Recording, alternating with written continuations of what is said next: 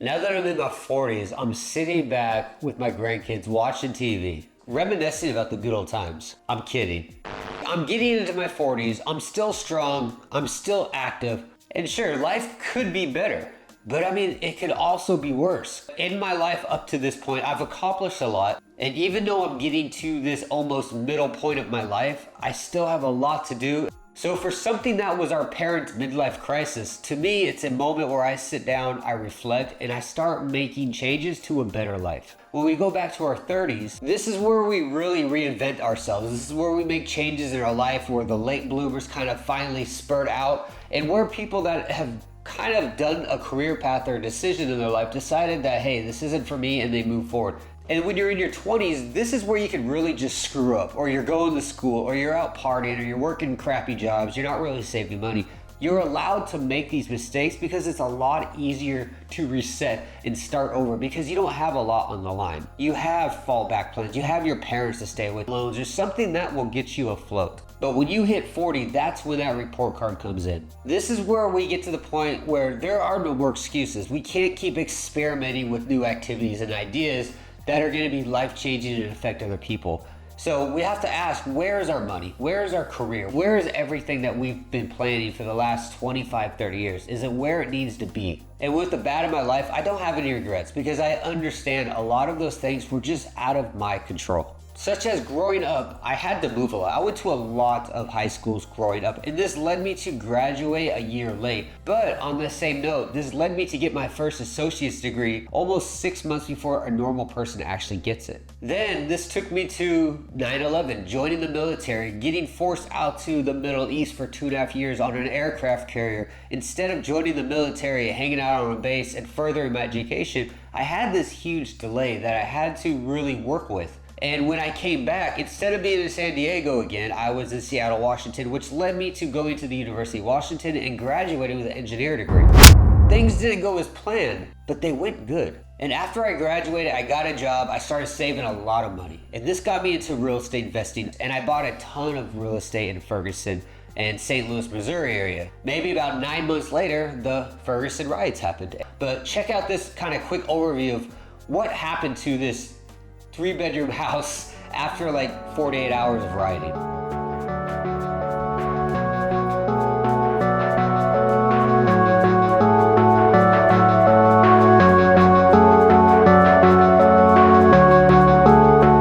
And after all of this happened and my house was destroyed, all the other properties went down like 60%. But this made me start realizing I need to invest in more than just a single entity. And I want to share with you things that I wish I would have known a little sooner. This is when it's a good time to start finding that perfect person, somebody that's committed, someone that you're attracted to, and most of all, somebody you're compatible with. Once we get to that older age, and it's good to have somebody around. So if you do find a girl, she's young, she's fertile, she's committed, she's a great woman, lock it up if you're in your 30s. Love is honestly a nice thing. Drinking, I wish I did it a lot less, or at least I controlled it a little more. I've made dumb mistakes when it comes to drinking. I've said stupid things that I didn't want to say, and I've done things that I wish I just didn't do, which could just be like flings and stuff like that. Another thing I wish I did more of was just working out every day. Simple things like doing 100 push-ups a day. And as simple as that sounds, it can make a serious difference in your life. I think about now the last 3 years, I've been doing 100 push-ups a day, and it has physically and mentally changed my life in the last 3 years. Make it happen every day will change your life, and it only takes minutes a day. And also consider your cardio. Going out 2 or 3 times a week, running around a park or something like that is something you have to do. You gotta keep your heart muscles going. Asia has a lot of parks, like a lot of parks. And I walk 3 to 5, 10 kilometers a day. Just walk around the park, listen to a Pimsleu's audio, learn a new language. And for you guys that are into gyms, when I think back of going to gyms, memberships, I did them because of New Year's resolutions. I did them because my friend was going to the gym. I did it because I just had this it was February. I'm like, I need to work out for some reason. It always turned out to be a waste of time, a waste of energy, and just a waste of money. My advice for working out every day, if you want to go beyond the push-ups and the 5 or 10 kilometer walk 3 or 4 times a week, get resistant bands. If you put that together with a basic workout that you can find on YouTube, using resistant bands, you can do a full gym workout, full body workout anywhere in the world, you will be in immaculate shape the time you hit your 40s. Now, one thing about our 30s is we go through our 20s and it's kind of like we can make mistakes, reset, start over. But as I aged, things did get better. My investments, my thinking, everything got better. Hell, I even aged better. And I'm not saying everything is perfect, but it's definitely a lot better than what it could have been. Which leads me to the next must-do thing, setting goals. By setting your goals, writing them down yearly, monthly, quarterly, whatever you're doing, you're putting it into your brain. This is what I need to do. These are the steps, or at least the idea I need to be going towards. There's an awesome book, I'll put it right here, that you guys should read that really goes into this. I read this book once a year, and it really helps you on your mindset and how to set goals and get things done. Which saved me a lot of time from getting stuck in these like loops of like, I feel like I'm working a lot, but I'm not working a lot. Like I'm just doing nothing. Or like a lot of you guys probably ran into the same trap I do. You keep watching YouTube videos and reading books, like getting stuck in this learning loop, realizing you're not actually getting anything done for your job. Write the goals, write down your steps, and make sure you're working towards that actual goal. When I first came to Vietnam, I set this idea of I'm not gonna use American money. I'm gonna go to Vietnam, I'm gonna kind of start over. I came here with like 5 grand. I was like, I'm gonna figure this shit out. And after about 8 or 9 months, I started making real money. But when I started making that money, I got consumed by going out all the time, drinking, partying, the girls, all this stuff. And the end result of all this was all that money I made, all that hard work I put into just pretty much turned into nothing. I was literally worse off in a third world country of Vietnam than I was in America when I put everything on hold. So that's when I set my goal to money only. And I'm gonna tell you, being an English teacher in a third world country and broke is a horrible situation to be in because you have nothing to fall back on. But long story short, I saved up my money, I got what I needed, I had my plan, my goals in check, and I finally opened up my first school. And when it comes to money, know your numbers, know what's coming in financially, and know what's going out. So foremost, get out of credit card debt. Get all that crap out of the way. If you don't have the money, don't buy it. And after you get that done, get them student loans out of the way. If Biden hasn't made them free for you yet, start paying them off. But at the end of the day, you have to invest in your future and invest in things outside of yourself, or you will just get old and you'll just be poor. And that's nowhere any of us want to be. And speaking of being old, seek meaning, not pleasure. And this reminds me of a story a long time ago when I was in the US. I was finding out who my family heritage is. I've talked about this before.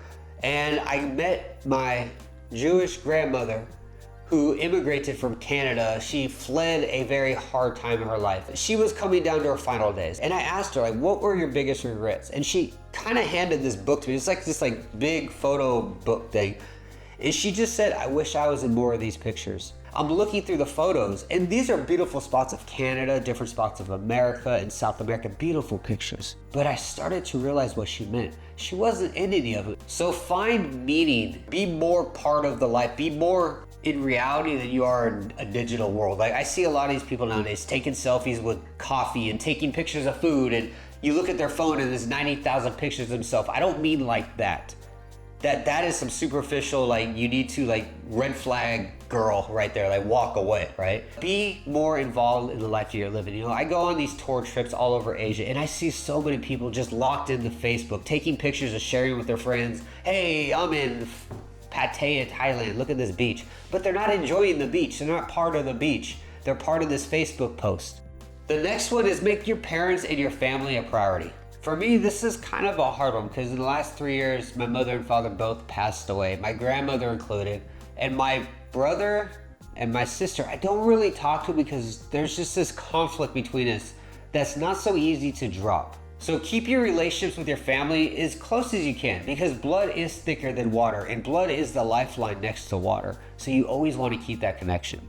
Another big one is eating right and supplements in your diet. And for me, I look young for my age. I find that's because I eat right. I work out a lot and I'm just overall happy. So over the years, I've went through different types of diets and I ended up landing on keto, which is really just a low sugar diet where I don't eat a lot of sugar, which is quite hard in Asia because bread, rice, and noodles is majority of the food. I feel better, I look better, overall healthier, and I attract way more positive people in my life. And that's really just down to the diet. So if I would say there's like a secret to my diet that makes me better, is definitely drop your sugars. Get it down. I think I do like 20 or 30 grams a day total. And also quit smoking. I can't believe I smoked for like 23, 25 years. Like literally, it's the stupidest thing you can do. It kills you. And there's no real benefit. At least when drinking, you feel like you're having fun, right? Like just smoking is just, it's stupid. It smells bad. You look stupid. It's ridiculous.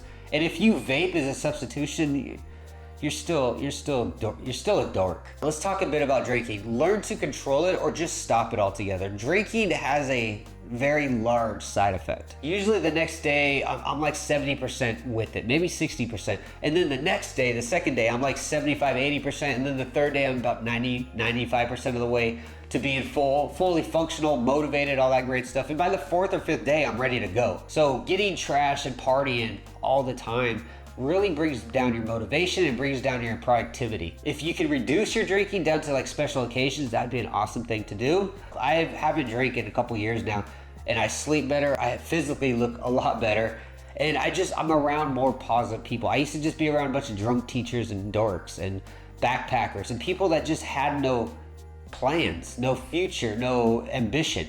Now I'm around people that do. And I will admit, I've had fun going out drinking, having fun with the teachers and backpackers, going home with family and barbecue and drinking. I get that. And I still do go out with friends that drink. I was just at a bar a couple days ago. I just order a couple of sparkling waters. And after a few minutes, a few jokes, everyone just kind of ignores it and goes on, and my night goes fine. No alcohol required. And I'll tell you, it's kind of funny to sit down watching your friends or other people around you get drunk. Like here in Vietnam, I just watch Vietnamese. They come in there, they're quite normal, civilized to an extent. And after like 30, 40 minutes, I'm, hi, bye, yo, which is the most annoying thing in the world when you stop drinking, because it's just like, dude, why you gotta yell every time you drink beer? But the point being is you start seeing people like they're starting to act stupid, they're stumbling, they're peeing on themselves, they're dropping food everywhere. They start repeating themselves a lot. Like we start talking about the same thing over and over and over. So it turns into a waste of time. And if you are struggling with it, I totally understand. It's not an easy thing to get over. Check out Alan Carr's book on drinking and smoking even. Both his books are really good. It changes your mindset. Definitely consider your diet, knock out that drinking and smoking, guys. Like seriously, leave a comment below. What benefit is there to smoking and vaping? Like it's just stupid. Now for you guys that are still trying to figure out what to do, and you're into those motivational videos and you like to watch like David Goggins and Dean Graziosi and I don't know, Andrew Tate and all these people like do this, do that, get rich and stuff like that. Be careful with those. Stop comparing yourself to them and where they are in life. Find out what your plan is, write your goals, and live the life that you want to live, and use their life, their objectives, and their values as a boost to help you better do yourself. But don't take it to the point where you sit there and down yourself because you're not as good as Tony Robbins or something like that. We all live different lives, come from different backgrounds, and make different choices. So compare yourself to yourself yesterday. How do you compare to yourself last week or yesterday? Are you better? Good. You're on the right path. Keep moving forward. Stop comparing yourself to unrealistic situations. And make sure that your behavior follows who you want to be. Your behaviors become habits. Your habits become who you are. So don't stop evolving as a man or a woman. And know where you want to be. I see people in their 40s that have kids that just sit around waiting to die because they feel like they've done it all. And on the other flip of that coin, I see people out here in Southeast Asia in their 40s, bald, overweight, tattoos all over the place, drinking beer at 11, 12 a.m. with overweight, unattractive Thai Vietnamese bar waitresses that look like potatoes. Don't be that guy. Keep working on yourself and keep being dynamic and improving who you want to be. Till then, guys, I will see you again.